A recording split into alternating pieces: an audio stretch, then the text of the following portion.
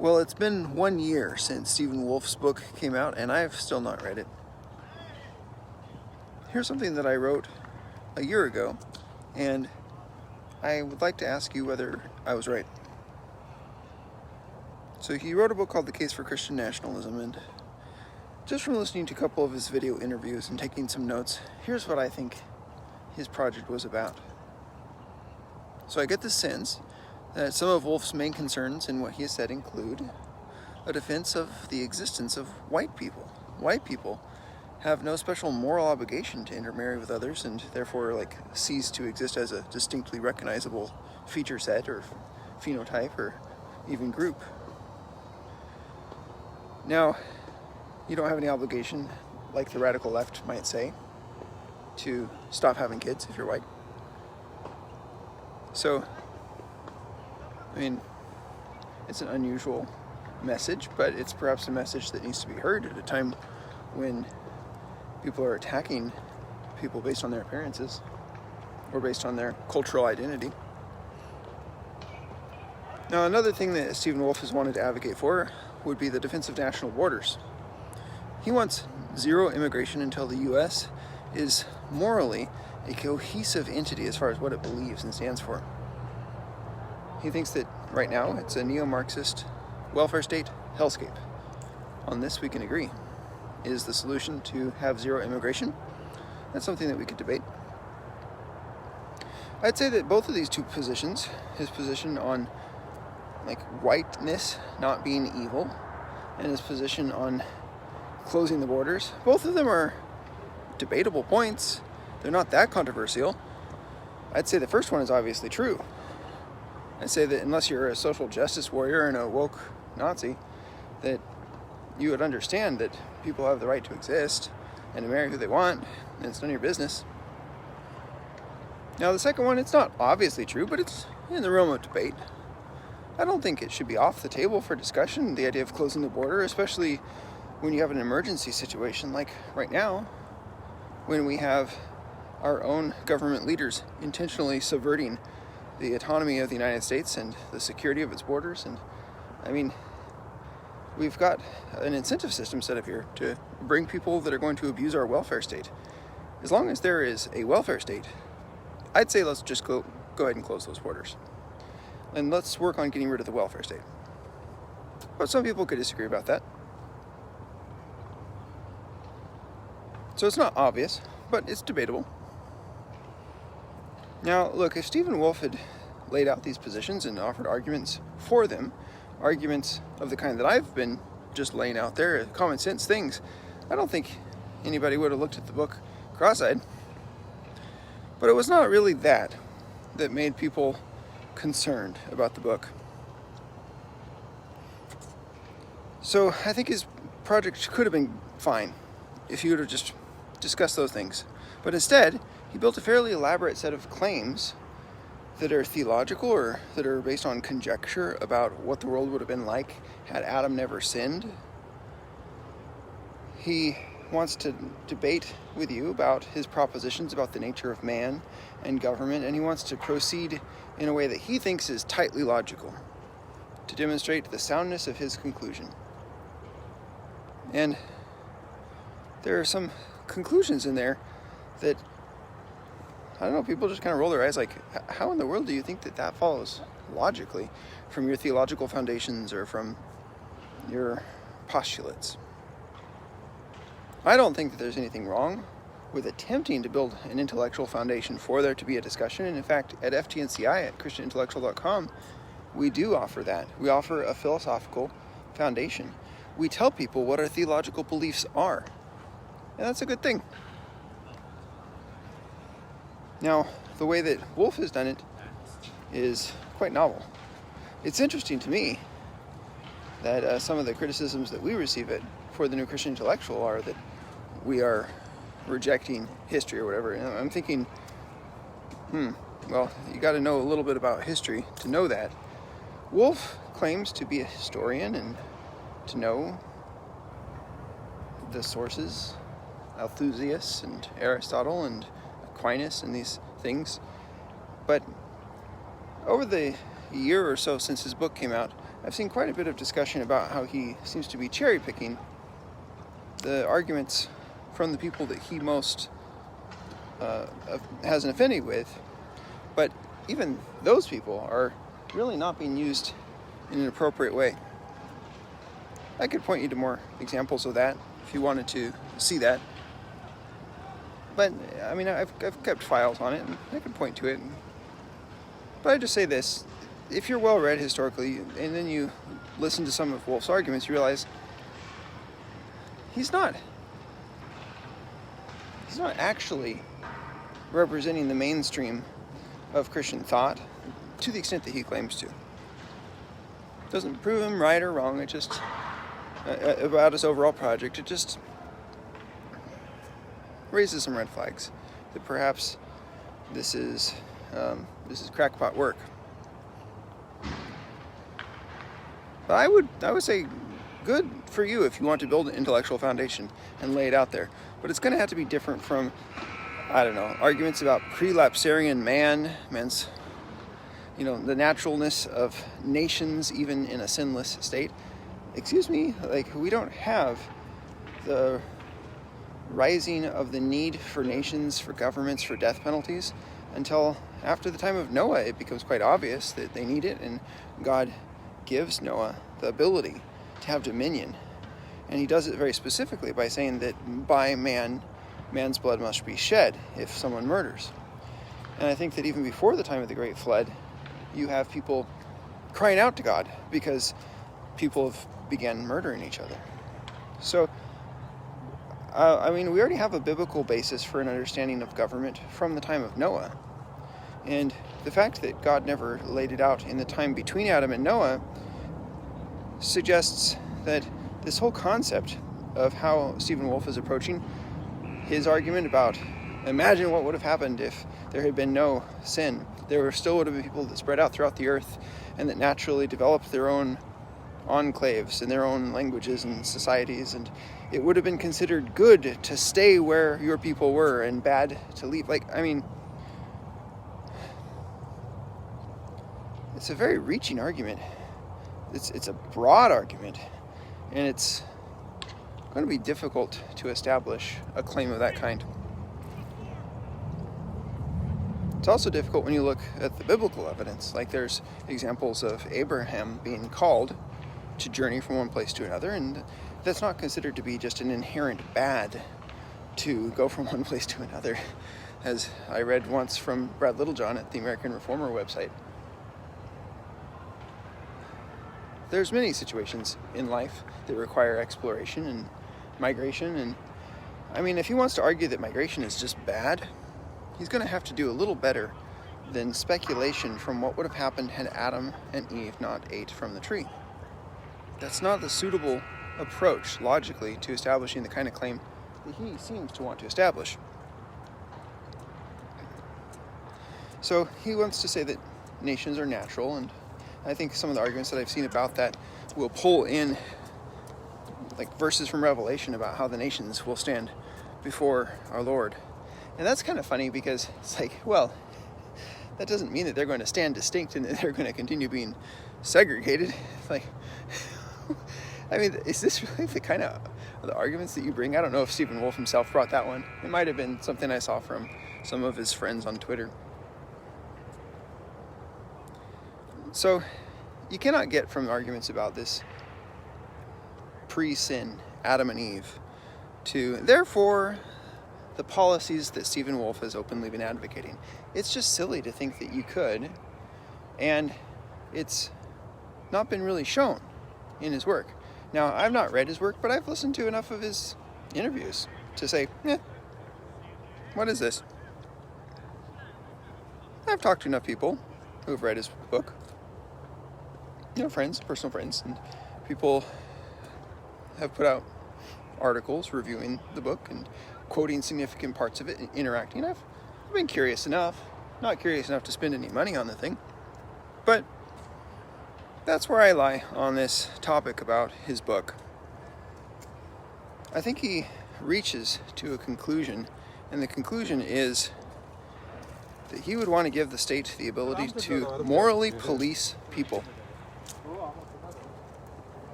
morally, theologically. For example, laws against publicly teaching that Jesus is not God. Laws against working on Sundays. So that'd be a Sabbath law. Perhaps a law saying that in order to hold office in the country, you have to adhere to a certain doctrine. Perhaps there would be, within the government structure, an incentive to affirm a certain doctrine, because if you don't do that, then you don't get a favorable tax status. So we have the government beginning to tell us what we can and cannot affirm as true about God. And that is the concern. I mean, there's other concerns too, like Stephen Wolfe's association with Thomas Acord and the long history that they had of together, online, having discussions about issues in a way that we consider to be either unfruitful and productive, having to do with black people or Jews, or in the case of some situations, being out and out hateful against people. How much did Stephen Wolfe know about Thomas Acord at the time? I've presented evidence for why I think that he was fully aware. You can find that and ask me if you're not sure. But regardless of where you stand on that, there are two main concerns about Wolfe's project, and one is the white identitarian basis of it. Some have even called it kinism. I don't think that Wolfe is a kinist, but I think that kinism has a very narrow definition according to the people that define themselves as kinists, and let's just say it's not kinism, but it's akin to it. The kind of approach that Wolfe is teaching has a sniff of kinism. And the kind of people that he's choosing to open his book quoting Samuel Francis, the kind of places where he writes his articles online, if you look at where he's written guest articles for, we've got a lot of concern that what Wolfe is doing here is, let's call it a certain brand of paleoconservatism that doesn't mind digging up Nazi jurists, that doesn't mind talking about these talking points that were common among what they called the far right 100 years ago. And it's frustrating because they always hide behind, oh, well, we can't say what we were really thinking, because if we were to say what we're really thinking, then we'd be canceled. It's like, well, you are pretty much like spending all day every day hinting about what you're really thinking. It's hard to take people seriously when they posture as the leaders of an intellectual movement, and yet they cannot answer questions. So I've heard for years now about how grace does not destroy nature, it restores it. And I've heard this over and over again from the people that are openly kinists. And then so when I hear Thomas Acord talking about it, and then I hear Stephen Wolfe talking about it, I think to myself, oh goodness, are they aware that this is a talking point used by these kinist people? Maybe. I mean, if they're not, it's blatant irresponsibility. And if they are, well, then it's subversive. There's no good way to wrap your mind around what it is that you're seeing when you look at these guys' online presence.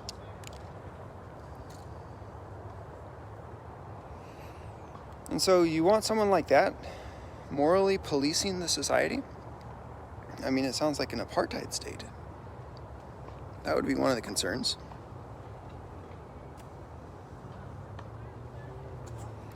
Now, that's not to say that everything in Stephen Wolfe's work is bad. He's been very talented as a writer on the topic of what is wrong with the big evangelicalism movement, Big Eva, how they're functioning as court theologians.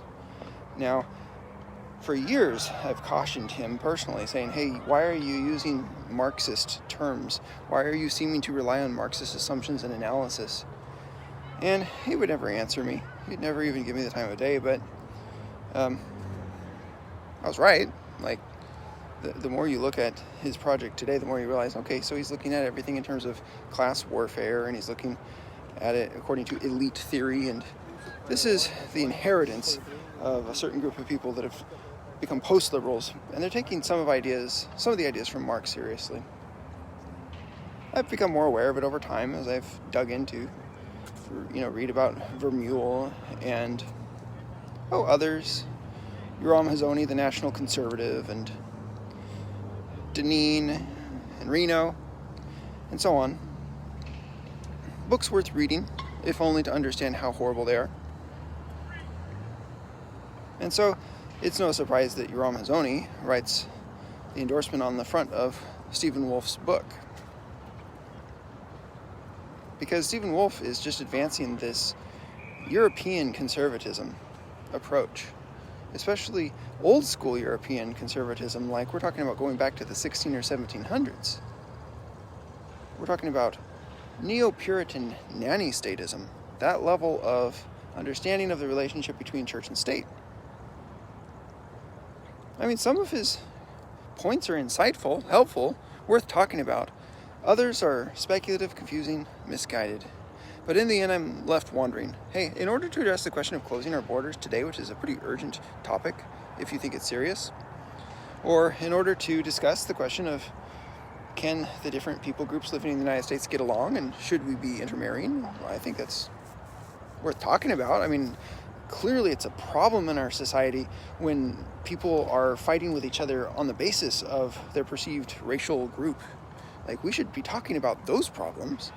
We should be attempting to help people think through what are the solutions.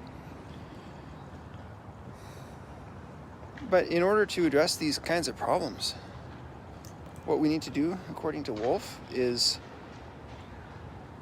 put the power in the hands of a prince, a Christian prince. So this is somebody who rejects the First Amendment in principle.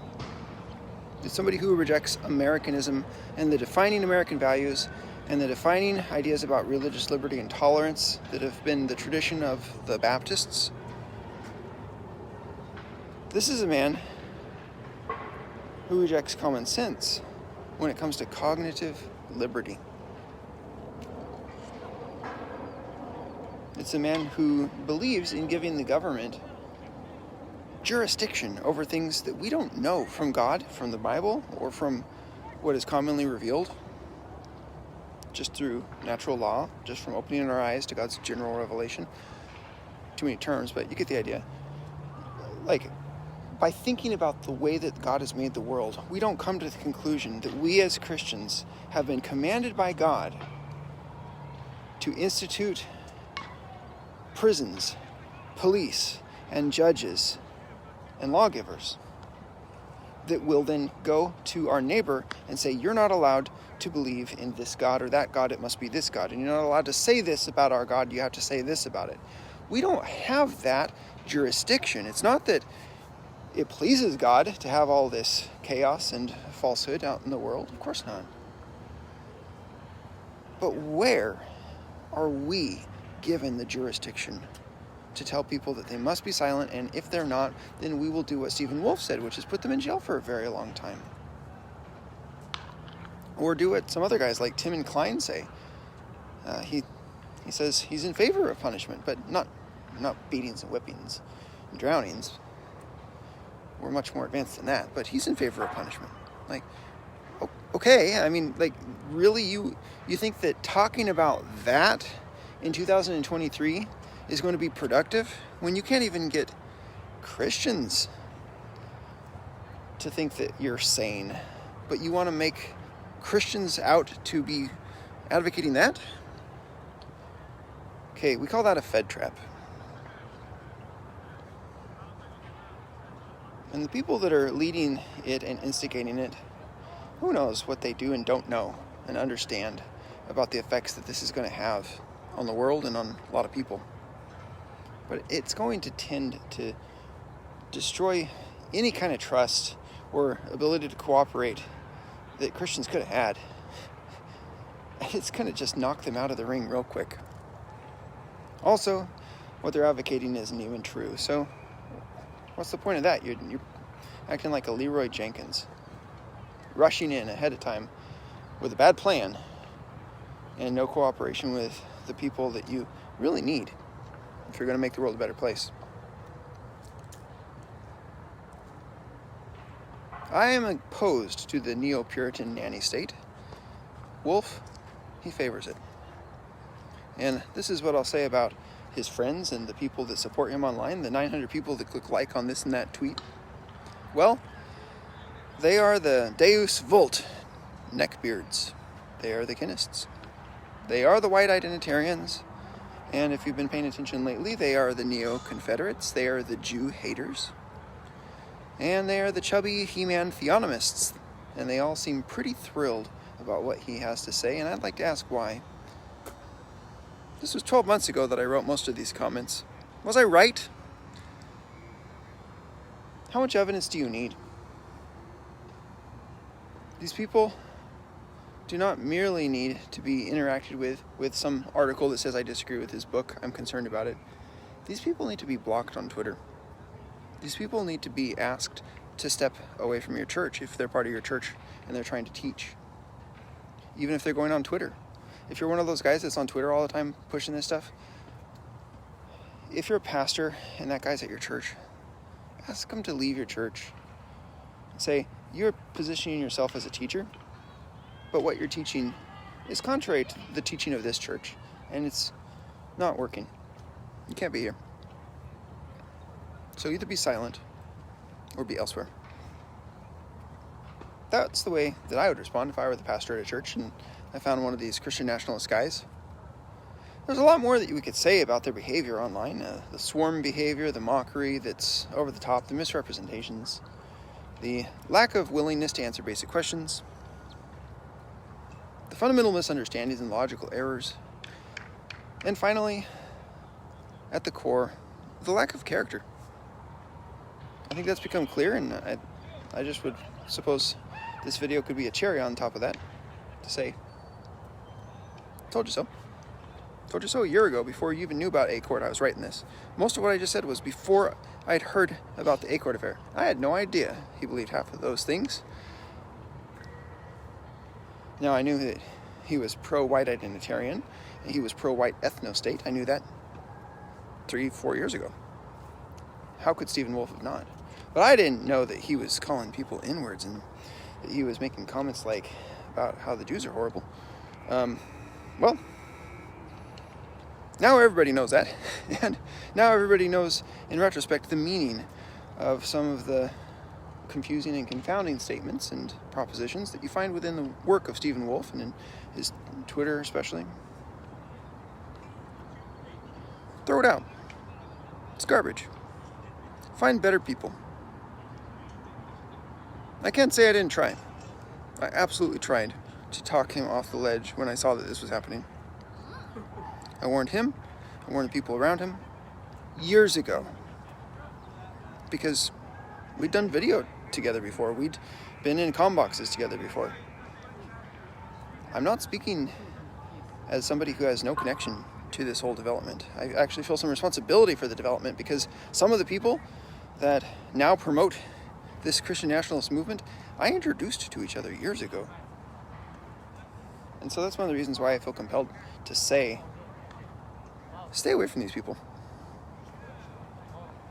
If their theology and their claims about sociology were not concerning enough, let what they reveal about their character be enough for you. Just go on Twitter on a given day and see what they're saying and who's clicking like and what those profiles say. Are there really 500 real people that are openly pro-Confederate and that want to, I don't know, that want to say that all people of this or that race or religion are evil and that they're the main cause of the problems in this world? And like really, I mean, just take a look at what they're doing. Like, who is leading this? I don't know if it's even Stephen Wolfe, but I just say he shouldn't be there. He shouldn't be doing this kind of stuff. And we're not gonna talk these guys into deleting their Twitter accounts. But mute, block, tell them to go somewhere else. Because because that's what's left to us at this point.